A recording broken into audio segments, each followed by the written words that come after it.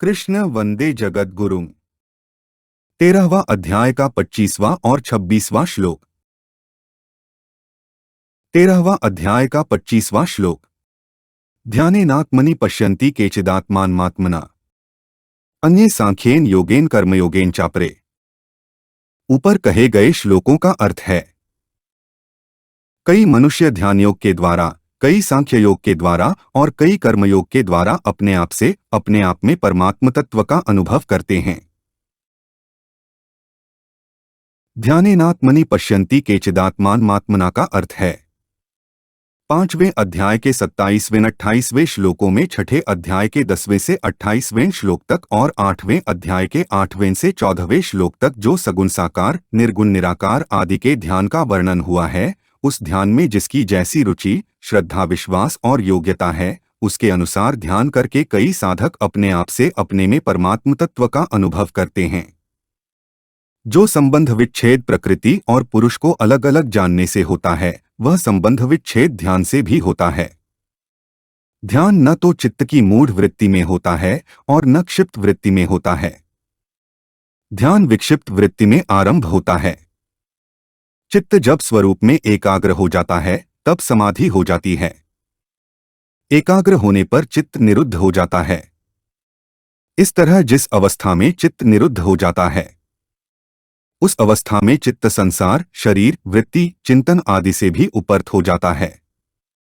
उस समय ध्यान योगी अपने आप से अपने आप में अपना अनुभव करके संतुष्ट हो जाता है। अन्य सांख्येन योगेन का अर्थ है, दूसरे अध्याय के 11वें से 30वें श्लोक तक, चौथे अध्याय के 33वें से 39वें श्लोक तक, 5वें अध्याय के 8वें, 9वें तथा 13वें से 26वें श्लोक तक और 12वें अध्याय के चौथे 5वें आदि श्लोकों में कहे हुए सांख्य योग के द्वारा कई साधक अपने आप से अपने में परमात्म तत्व का अनुभव करते हैं।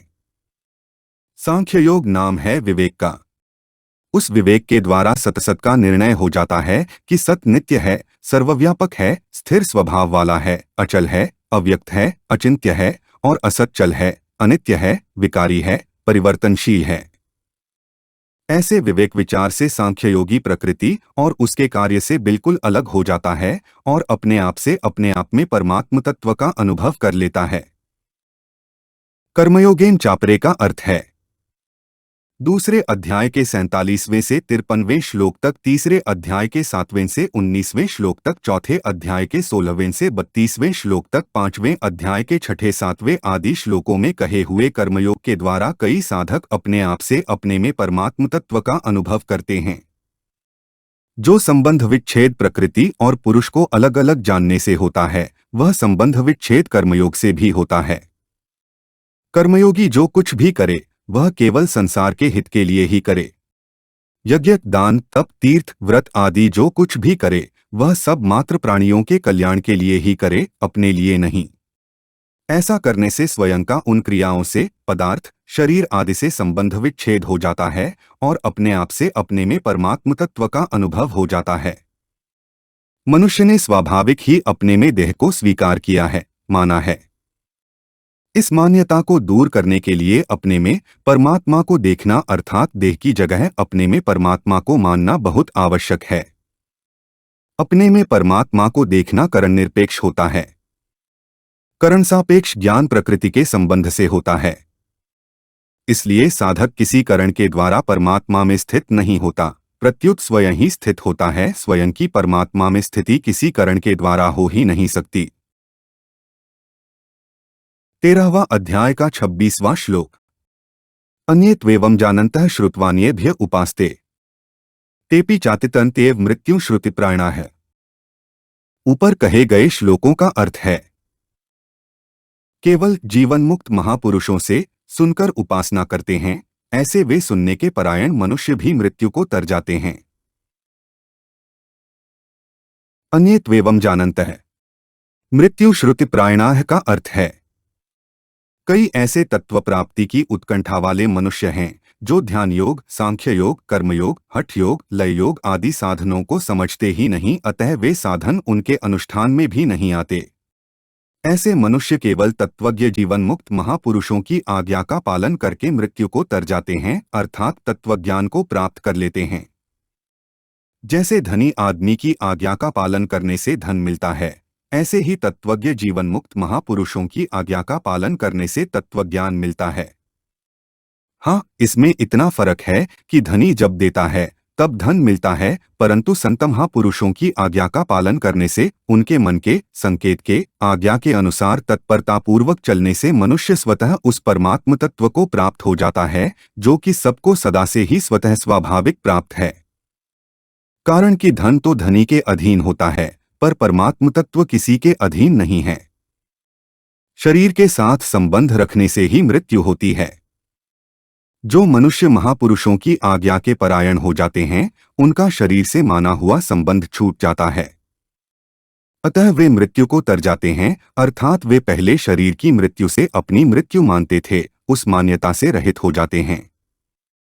ऐसे श्रुतिप्रायण साधकों की 3 श्रेणियां होती हैं। 1. यदि साधक में सांसारिक सुख भोग की इच्छा नहीं है, केवल तत्व प्राप्ति की ही उत्कट अभिलाषा है, और वह जिनकी आज्ञा का पालन करता है वे अनुभवी महापुरुष हैं, तो साधक को शीघ्र ही परमात्मा की प्राप्ति हो जाती है। 2. यदि साधक में सुख भोग की इच्छा शेष है, तो केवल महापुरुष की आज्ञा का पालन करने से ही उसकी उस इच्छा का नाश हो जाएगा और उसको परमात्मा की प्राप्ति हो जाएगी। 3. साधक जिनकी आज्ञा का पालन करता है वे अनुभवी महापुरुष नहीं हैं, पर साधक में किंचन मात्र भी सांसारिक इच्छा नहीं है और उसका उद्देश्य केवल परमात्मा की प्राप्ति करना है, तो उसको भगवत कृपा से परमात्म प्राप्ति हो जाएगी, क्योंकि भगवान तो उसको जानते ही हैं। अगर किसी कारणवश साधक की संत महापुरुष के प्रति अश्रद्धा, दोषदृष्टि हो जाए तो उनमें साधक को अवगुण ही अवगुण दिखेंगे, गुण दिखेंगे ही नहीं। इसका कारण यह है कि महापुरुष गुणावगुणों से ऊंचे उठे यानी कि गुणातीत होते हैं, अतः उनमें अश्रद्धा होने पर अपना ही भाव अपने को दिखता है। मनुष्य जिस भाव से देखता है उसी भाव से उसका संबंध हो जाता है। अवगुण देखने से उसका संबंध अवगुणों से हो जाता है। इसलिए साधक को चाहिए कि वह तत्वज्ञ महापुरुष की क्रियाओं पर, उनके आचरणों पर ध्यान न देकर उनके पास तटस्थ होकर रहे। संत महापुरुष से ज्यादा लाभ वही ले सकता है जो उनसे किसी प्रकार के सांसारिक व्यवहार का संबंध न रखकर केवल पारमार्थिक यानी कि साधन का संबंध रखता है। दूसरी बात, साधक इस बात की सावधानी रखे कि उसके द्वारा उन महापुरुष की कहीं भी निंदा न हो। यदि वह उनकी निंदा करेगा तो उसकी कहीं भी उन्नति नहीं होगी। हमारे चैनल को सब्सक्राइब करें। अगर यह वीडियो आपको अच्छी लगी तो वीडियो को लाइक करें, वीडियो को अपने दोस्तों के साथ शेयर करें, अपने सुझाव हमें कमेंट करके बताएं। जय श्री कृष्णा।